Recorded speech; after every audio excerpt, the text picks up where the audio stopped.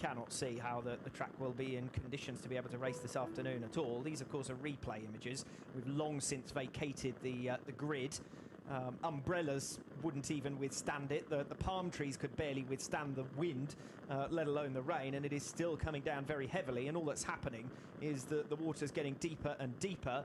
And when I joked about an Olympic depth swimming pool, but we're getting closer and closer.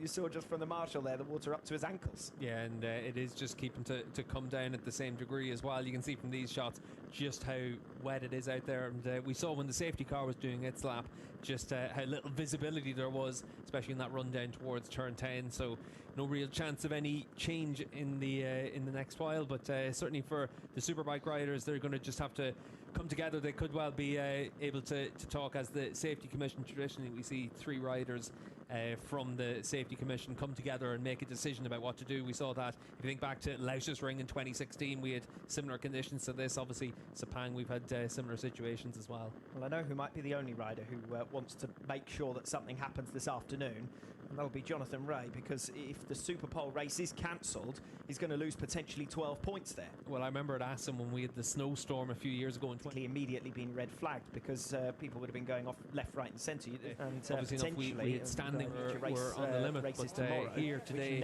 it's pretty clear when we saw the image of that marshal walking through. It's quite similar to what we saw in Qatar in 2018 when we saw Superbike race. You can see here these shots, that was due to still coming pretty sudden downpour in the middle of the desert, and obviously enough we had standing water all the way around. We had a lot of flooding around before, just as recently as the Spanish round during the triple header, where race 1 had to be moved from day 1 as it were, race day 1, the Saturday, then took place on the Sunday morning, and race 2 raced in the afternoon. Now I'm quite sure that if we were in that circumstance, some of the teams would be lobbying for all 3 races to be run tomorrow, but the schedule is intensely tightly packed. Yeah, and I think that's where decisions would have to be made, and definitely well above our pay grade, but everyone wants to see 3 races this weekend. The championship battle we've had all the way through this season has been tremendous. You can see for doesn't stop us from offering some conjecture, though, does it? It might be above our pay grade, but it won't stop us from passing comment, as Toprak Razgatlioglu gives a little bit of an extra dousing to Jules Cluzel. Well, I said previously I wanted to know where Cluzel had managed to get to. The number 16 tattoo on his back gives it away, if nothing else. And he and Dominic Egerton before him already claps of thunder now, I think I could hear there, either that or something similar. But yeah, all going on at the moment out there, and I just cannot see how we could possibly be racing in this situation. Watching Scott Redding at the moment as he watches on his final weekend, of course, with Ducati before he moves to BMW machinery next season. Wet weather expert Tati Mercado. There you go. There's a rider who'd fancy going out. Yeah, I think none of these riders are fancying going out in these conditions. Tati's done well this weekend, though, qualifying 10th on the grid. So on the 4th row of the grid, his best qualifying effort of the season. And that's good to see, considering it's been such a tough year for that MIE Honda squad. Good to see that Tati's been lined up for next season as well. And certainly he's been able to make a lot of progress with that bike over the course of this season. He has indeed. 21 laps we were expecting this afternoon at the Mandalika International Circuit.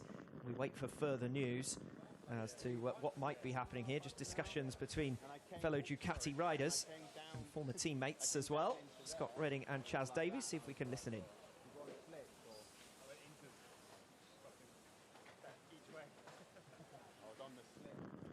Yeah, just talking about tyres there. Yeah, we saw Scott leave the pits. He was out on slick tyres to get to the grid, and that definitely would have been a hairy ride for him as he made his way back around. And he was just saying that to Chaz Davis, and Davis was out there in the intros. We saw a few other riders go out in the full wet tyres, so everyone was a bit undecisive even at that stage. And now obviously they all come back to the pits and they'll all have war stories of their siding lap to the grid.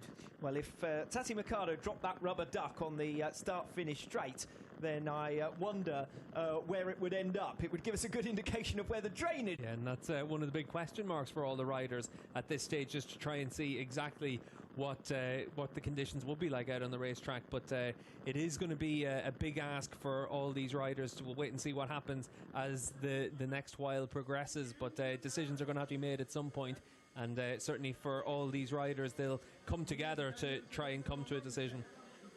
We are waiting to hear further news at the moment. Still discussions ongoing behind the scenes as to what might be the outcome of the current weather situation. I think you only need to look out of the window to see that the track conditions certainly not raceable at this current point, but also the weather not easing up to any great extent. Yeah, and there are a lot of dark clouds still in the area where the weather has been coming from. So that is the challenge, and you can see there for Jonathan Ray just giving Jake, his son, there a little bit of good luck for his football match later on, and then telling Tyler to get himself to bed. Yeah, Jake and Tyler back to bed because we're clearly completely different time zones and so on. And a reminder that the riders know as well as we do that there can't be any racing in the current conditions, and so go back to bed. You're not going to miss anything. Is pretty much the current answer. And you can see there Sarah from Yamaha. That must be of the duck at this stage, making its way down pit lane. I really hope it is. Tati Mercado, we saw, didn't get to see what the message was that he'd attached to the duck as well, but I'm sure there are a fair few stories going on behind the scenes, and I'm sure those are all being captured as well. But at the moment, the story trackside is the driving rain that is going to play its role in the championship showdown. Well, we wished for this, so this is all our fault. It's not quite come down in the way that we expected, or the way that we might have hoped. We wanted it to be a dramatic extra situation for the championship contenders to face. They faced pretty much everything else as well as one another over the course of 2021. But it doesn't look as though there's going to be any way for them to face these conditions here this afternoon. Yeah, and certainly they'll make a decision fairly soon about that. But the riders, you can see, they're in no rush to be out on track. They know exactly what the conditions are like, teams as well. So as it is right now, it's definitely a little bit of a wait for everyone until we're able to find exactly what the schedule is going to be, and whether or not we'll be able to get racing today. Close fought and tight World Championship scenario as well. Toprak Razgatlioglu versus Jonathan Ray. 30 points in it ahead of this weekend, the season finale. And, of course, also the Manufacturers World Championship up for grabs, with Yamaha leading the way, but only a mere 16 points in it at the top of the standings. Yamaha ahead of Ducati, with Kawasaki trailing somewhat further back, and would have been in need of big results over the course of this weekend. Well, we're not exactly in uncharted territory if we do get a cancellation here today. The weather conditions are certainly not going to allow us to race as things stand at present. We've been waiting and waiting and hoping, of course, that the weather conditions would improve, and that the track, given the temperatures here, would be able to improve and dry out the circuit to some extent. Air temperature has dropped along with the rain that is continuing to fall.